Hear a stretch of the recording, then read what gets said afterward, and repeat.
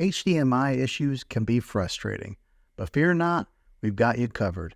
In today's tech video, I'm going to give you some tips on how to fix your HDMI problems on your smart TV.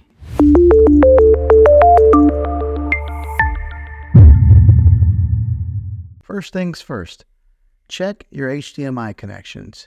Ensure that all cables are securely plugged into your TV and check the HDMI cables to the device that you're connecting to. Sometimes it might be a simple problem of an HDMI not being plugged in all the way. Next, navigate to your TV's settings menu. Look for Input or Source option and select the HDMI input corresponding to your device.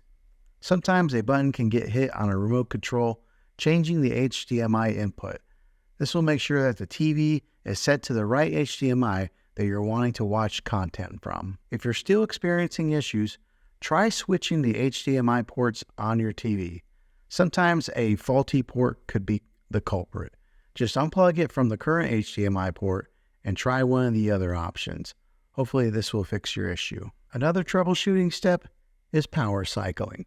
Simply unplug your TV and unplug the device connected via HDMI.